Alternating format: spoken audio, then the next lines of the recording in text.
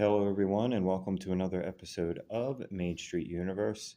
This is Daniel Michael, and today we're podcasting from YouTube, and then I'll upload it to one of the pages, whether that be Dark Moon or whether or not I express it another way. For now, it'll just become a YouTube video pre-recorded, and then I'll post it at some point later on one of the podcast things.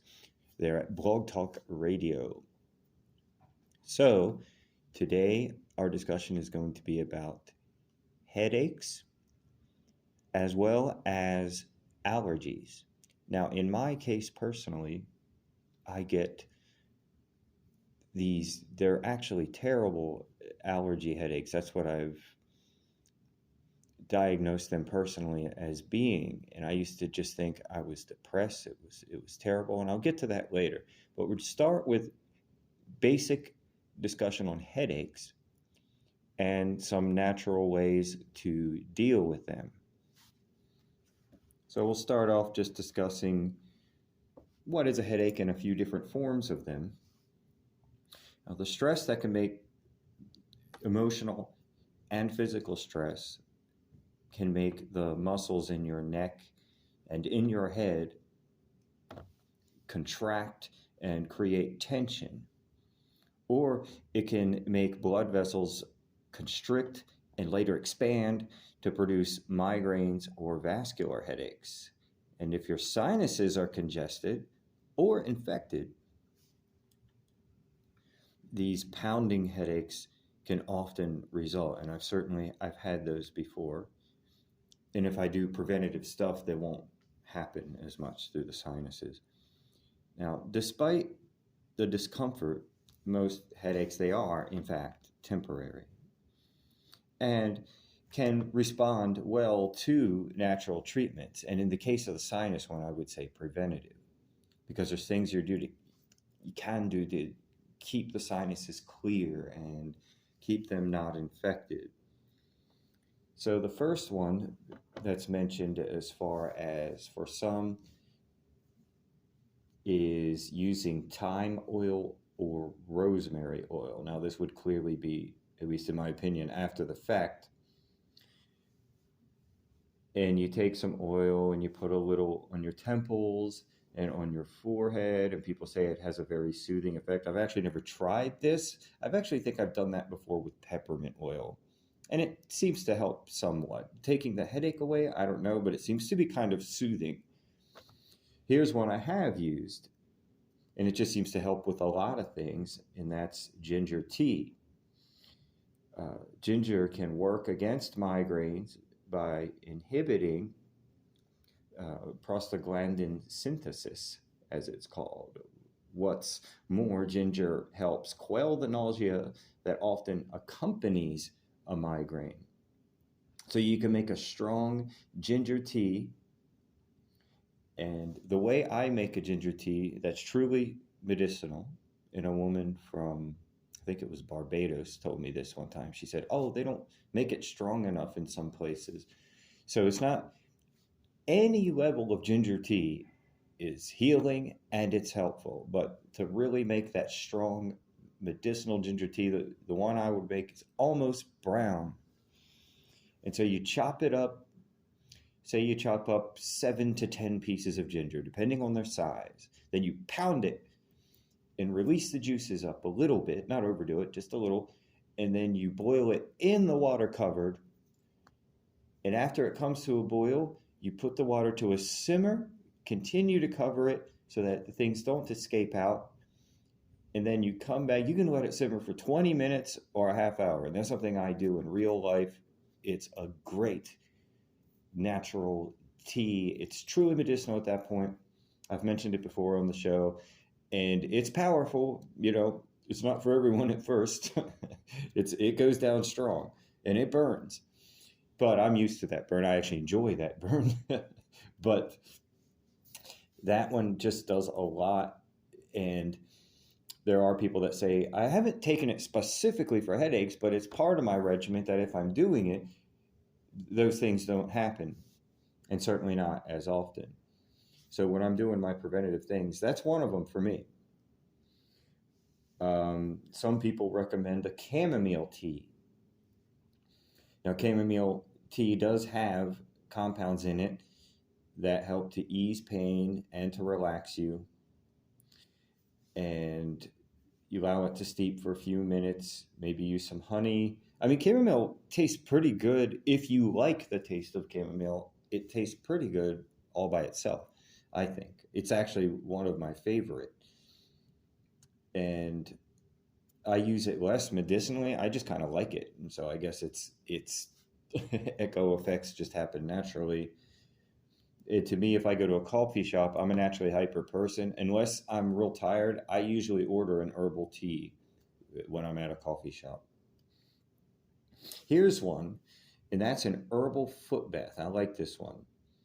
And some natural healers believe in these herbal foot baths, and it draws the blood to the feet and it eases the pressure on the blood vessels in your head and on your brain.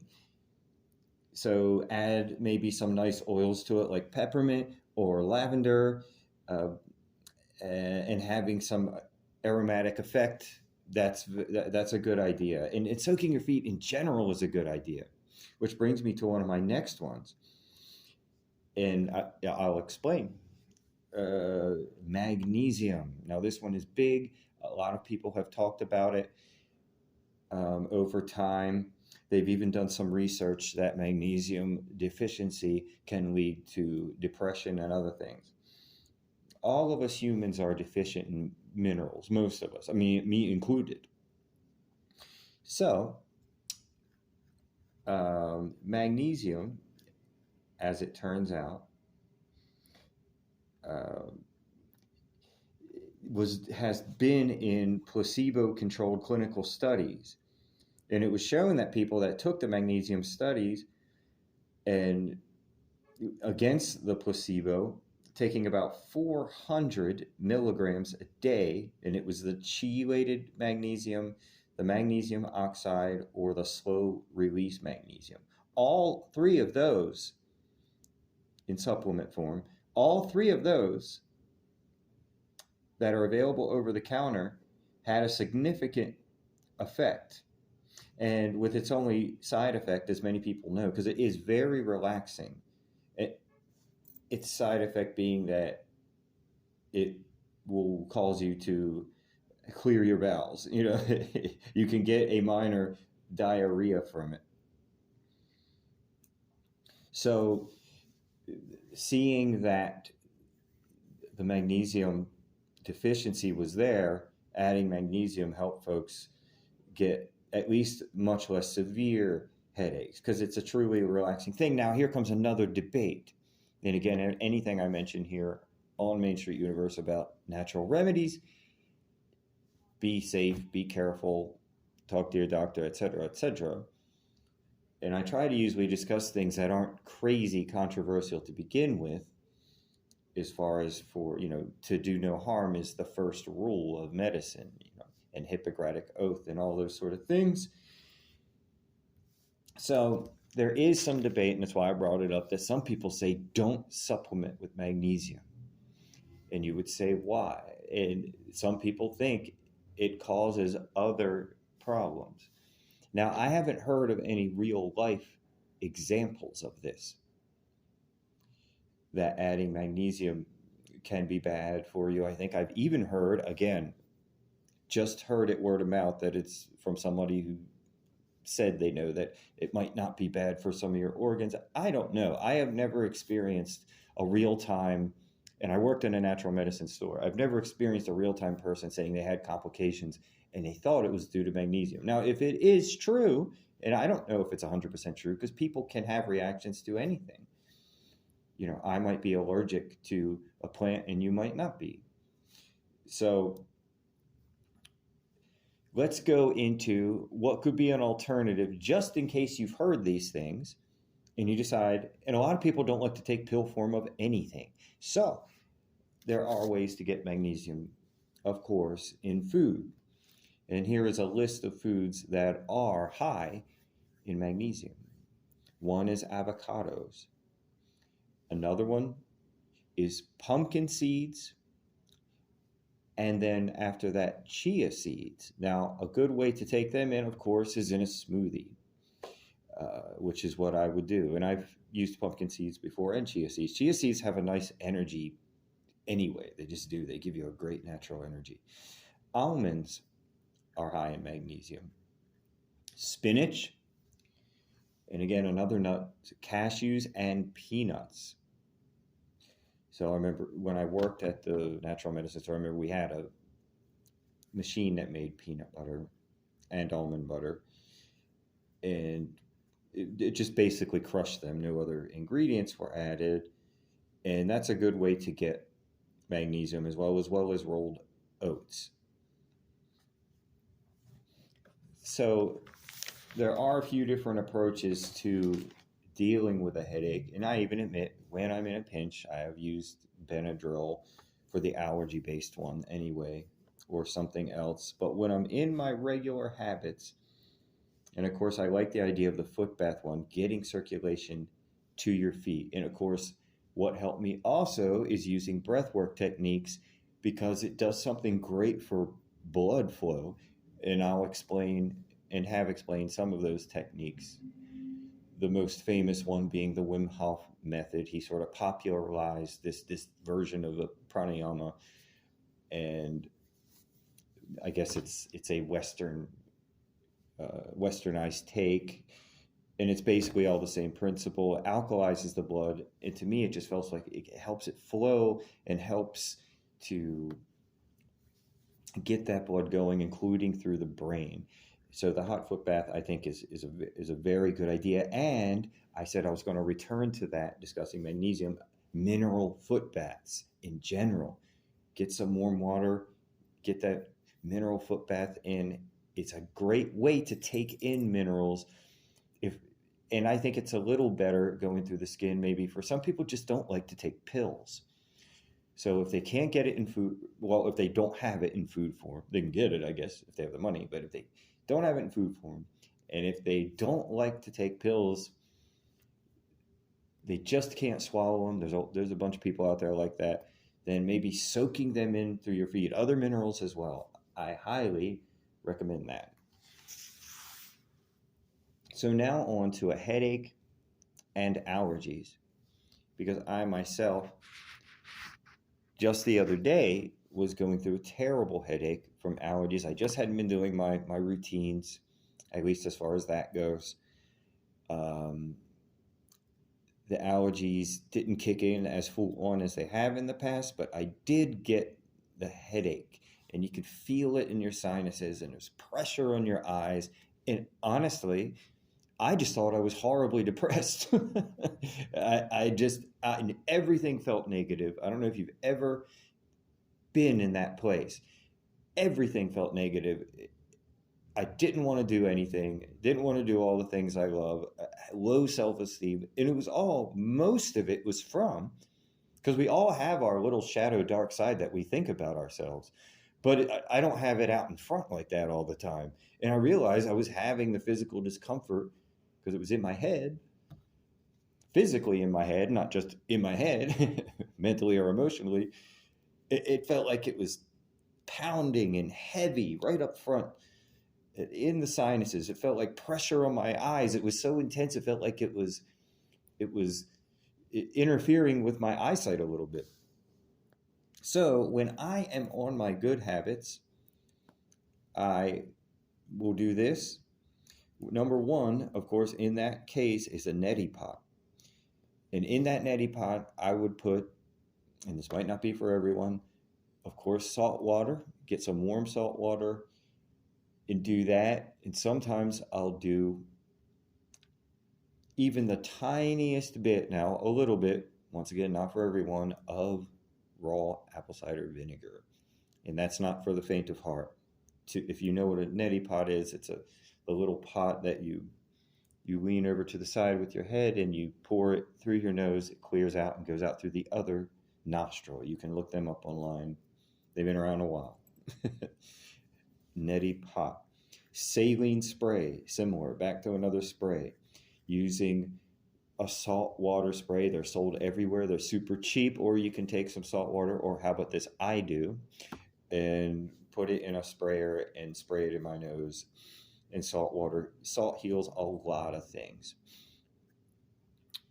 Um, it kind of gets a bad name, but salt is also a very healing thing for sure.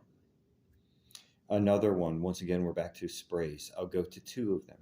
One of them is a Sovereign Silver spray or a colloidal silver spray. If you've heard of silver water, it's highly effective. You can take a lot of it and you just keep loading up on it. Now, at some point, you should stop and stop your cycle until you really feel the beginnings of something coming on. I personally am an advocate of sovereign silver. There's a few people in the natural medicine world that aren't, and that's okay. They have a difference of opinion. I go by what has worked for me. I am a blue collar mystic. It's how I operate. I go with what works. If it won't work for you all, then just be careful because we all can have different reactions to different things. And again, oregano oil spray is another one. Not one I've used as much, but I have used it with success. Those things will really help. Once that thing is cleared, using the neti pot, or even before, even just saline spray if you don't have a neti pot, just keep doing it. And it'll get into your sinuses and help clear away that infection. So, another thing that's good for helping to fight allergies and can be found in papaya and pineapple is bromelain, which is an enzyme. So there are ways to get this. You can get that in supplement form. I've only used the enzymes, to be honest, very limited. I've used probiotics a lot, which is another recommendation, anything that helps you digest well. And ways to get probiotics would be kombucha, my favorite personal way, a well-made kombucha, yogurt, kefir, and again, some people supplement them. Certain cabbage, sauerkraut. Sorry about that. Yeah, like raw sauerkraut, another good way to get good probiotics, and the enzyme bromelain, which comes in capsule form as well if you're more prone to take a supplement or capsule. And of course, stinging nettle is also good for allergies. Nettle, you know, my old host for Green Magic Green Medicine on the network, nettle was just about her favorite in her Western natural medicine cabinet, and it really does do a lot for you. It energizes you. It's good for the blood. It just seems to jumpstart a lot. I could swear that my eyesight started to improve a little bit on nettle. That's just a personal account. You making a strong infusion where you let it sit in a mason jar overnight with some water. There are other places you can find instruction for that. I won't go over any more than that here. And let's get to one that's kind of become famous now here in America, but in Europe had been known for a long time, but has become pretty common in people using honey. And my recommendation is that you use a really good natural honey. That's when I've had good results. But I was also blessed that I was around that all the time. Now it's easier to get some better high quality honeys in a common grocery store. I imagine, though, regular store-bought honey would help somewhat. I'm just speaking like I don't know because I haven't done it. That's all. But the qualities in a raw honey or quality in just a well-made honey, and of course, what so many people say is a local honey. Now, there's a little bit of debate on that. Some people say it doesn't have to be local. It just has to be really good and natural and not overly processed honey, still containing all of the pollens and all of that. And of course, then that could bring you to the pollen itself. They sell those little bee, they're probably a little harder to find, where you get those little bee pollen discs or whatever, little squares. So that's another one. And the honey does work, and it takes time. You have to load up on it about 3 to 4 teaspoons. I say at least a day, but I'm someone that can take a lot of anything. and you just let it load up in your system and just let it become part of your system, hopefully before the spring allergy season kicks in. But of course, we are already there, folks.